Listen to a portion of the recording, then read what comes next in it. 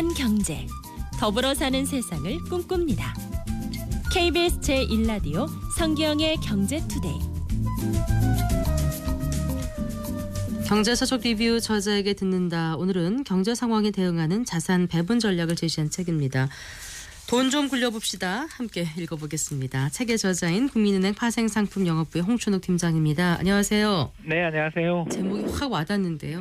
그렇습니까? 예, 위에서 돈을 굴리면 눈덩이처럼 불어날까요? 뭐 스노우볼, 그죠? 눈덩이처럼 이렇게 불릴 수 있도록 이렇게 계획을 하고 또 실행에 옮길 수 있는 용기도 드리는 책이라 할 수 있습니다. 예, 그런데 사실 시중 서점에 나가보면 뭐 돈 불려준다는 책이 무척 많거든요. 그렇죠. 이게 거의 400페이지 가까운 책인데 두께만큼이나 우리한테 아주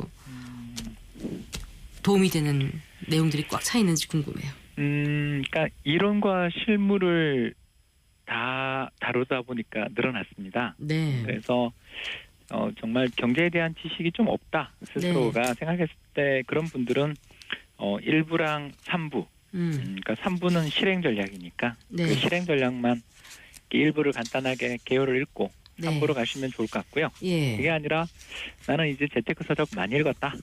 그렇게 생각하시는 분은 1부에서 2부로 차근차근 넘어가시면 철학을 잡아볼 수 있는 또 그런 부분도 구성이 돼 있다고 자신합니다. 아, 그렇군요. 지금 책 표지를 보면 한국형 탑다운 투자 전략 이렇게 써 있거든요. 네. 이게 무슨 말씀이세요? 한마디로 말해서 그 경제를 위에서부터 이렇게 헬리콥터를 타고 지형을 밑에 쫙 조망을 하면 저 강물이 흘러서 어디로 가겠군 이게 보이지 않습니까?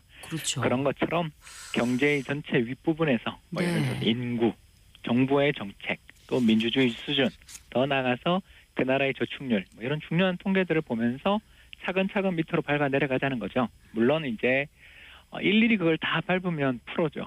그러나 아까 말씀드린 것처럼 스스로가 아마추어이고 경제 상식이 없다고 생각되는 분에게는 인구 구성을 비롯한 아주 몇몇 기초적 핵심 지표들만 짚어도 큰 실수는 하지 않도록 이렇게 정리를 한번 해봤습니다. 예, 전 홍춘욱 팀장님의 인구 변화가 부의 지도를 바꾼다라는 이전 책도 읽어봤거든요. 그러셨어요? 네, 지금 근데 이 탑다운 투자 전략의 출발점 역시 지금 인구 구조 분석에 두고 계신 것 같아요. 그렇습니다. 예.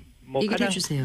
가장 대표적인 게 그 여성의 출산율이 3명 이상을 크게 상회하는 나라는 주식 투자의 대상으로 부적합하다. 뭐 이런 이야기가 되겠습니다. 왜 그러냐? 그러면 한마디로 말씀을 드리면 그 아이를 여성들이 4명, 5명을 갖는 나라들의 공통점이 뭐냐 하면 두 가지예요. 첫 번째는 여성들이 출산에 대한 의사결정권이 없다라는 겁니다. 왜냐하면 여성들에 있어서 출산이라는 건 엄청난 사실 스트레스이자 위기지 않습니까? 그렇죠. 더 나아가서 그 뒤에 아이를 잘 키울 수 있느냐에 대한 걱정도 드는 거고요. 그런데도 불구하고 아이를 많이 낳는다. 이게 뭐냐 하면 여성들에 대한 제대로 된 정부 차원에서의 교육이라든가 또 조혼, 그 10대 초반에 결혼하는 거 있지 않습니까? 이런 일들을 막을 수 있는 국가적 시스템이 있는 나라라는 걸 보여주는 거고요.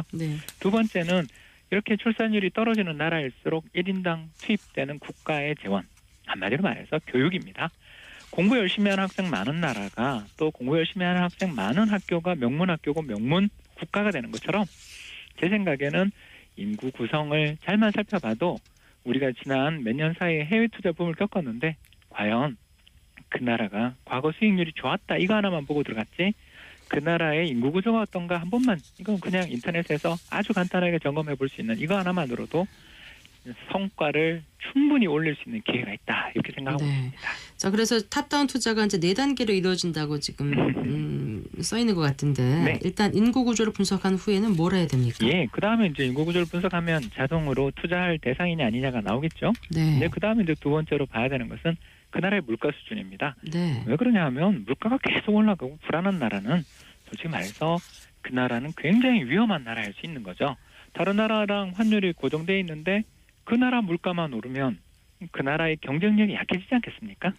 그런 나라들은 투자함에 있어서 상당히 주의를 기울여야 되죠. 그리고 이제 세 번째로 봐야 될 것은 누차 우리가 이 탑다운 분석하는 사람들이 강조하는 이 경상수지입니다. 해외와의 거래, 무역 거래에서 맨날 적자를 기록하거나 아니면 적자의 규모가 갈수록 늘어나는 나라가 있다. 야, 이거 위험한 거죠. 한국에 대해서도 뭐 아주 직접적이죠, 그죠? 그래서 우리나라도 과거에 경상 적자가 발생했던 2008년 같은 해나 또 97년 같은 해에 큰 손실 봤던 거 기억하시는 거고요. 마지막은 이제 OECD 경제개발협력기구에서 발표하는 경기 선행지수라는 게 있다라는 네. 것이고 그런 경기 지표들을 차근차근 살펴보면 결국 투자할 나라들 대상이 압축되는 건 더 나가서 어떤 시점에 주식시장에서 충분히 수익을 누릴 수 있는 구간이니 좀 참고 인내를 발휘해야 되는가 아니면 지금은 조심해야 되는 구간인가를 판단할 수 있게 되는 것이죠. 네. 아까 이제 부재 말고 한국 경제는 세계 경제의 채찍 끝에 있다. 이게 이제 제 표지에도 써 있고요. 그렇습니다. 네, 채찍 그림도 그려져 있어요.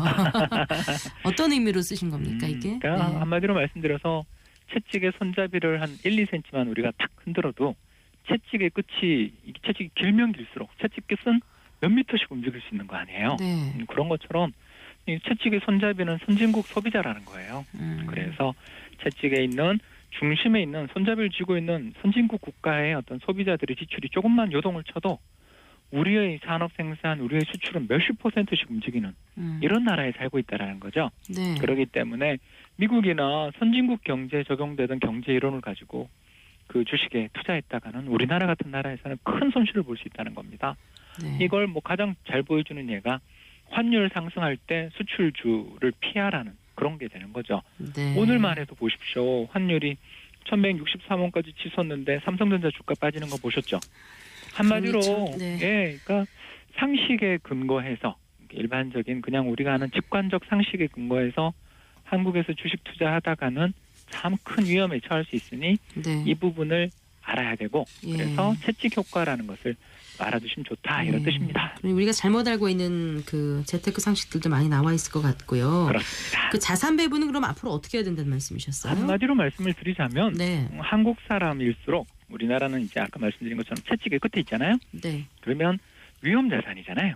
우리나라 주식은 또는 우리나라의 부동산은 더 나가서 우리나라의 외환시장은 위험한 나라잖아요. 그렇다면 우리나라 사람들은 안전자산을 보유함으로써 큰 보험을 하나 들게 된다는 겁니다. 안전자산이 뭐냐? 예, 금 이렇게 생각하실 수 있지만 사실 과거를 보면 금보다 더욱 안전한 자산이 미국의 국채입니다. 네. 그렇기 때문에 예. 바로 한국 사람일수록 외화자산, 특히 달러 자산으로 표시된 미국 국채에 투자하는 포트폴리오를 가지면, 즉 자산의 묶음을 가지면 한마디로 말씀드려서 우리나라가 어려울 때는 그 자산이 상승하고 또 미국 자산 가격이 좀 떨어질 때는 우리나라의 자산 가격이 상승하는 이런 여러 가지의 한마디로 비 오는 날에는 우산을 팔고 또 비가 안 오는 마른 날에는 집신을 파는 한마디로 다변화 전략을 채택함으로써 큰 성과를 누릴 수 있다는 게 이 자산 배분 전략의 요체입니다. 자, 이쯤 되면 제가 여쭤보고 싶어요. 20년간 그 이코노미스트로 활동을 해오셨는데 네. 그럼 돈 좀 많이 굴리셨습니까? 예, 뭐 총각 때 그 열심히 표현이 좀 이상합니다만 네. 깨먹었던 것을 네. 결혼하고 장기 투자의 관점 또 경제 공부하면서 이렇게 불려서 네. 뭐 우리 성경 아나운서도 잘 아시는 것처럼 얼굴에 좀 편안함이 감도는 얼굴로 변모했다 이렇게 말씀드리겠습니다. 같이 사시는 분이 부럽습니다. 자, 끝으로 돈 좀 굴려봅시다라는 책 어떤 분들이 읽으면 좋을지 예 말씀해 주세요. 두 부류랄까 두 그룹의 분들을 대상으로 만들었어요. 네. 첫 번째는 많은 재테크 책을 읽었는데 잘 정리 안 된다. 이런 느낌 가지시는 분들 계시잖아요. 네. 그런 분들에게 추천. 두 번째는 난 좀 안다 생각하고 주식도 해보고 여러 가지 재테크를 했는데 잘 안 된다. 예, 그 힘만 많이 썼지 성과는 영 성에 안 차시는 분들. 네. 이런 두 가지 아주 대표적인 분들에게 제가 좀 추천하고 싶습니다. 네.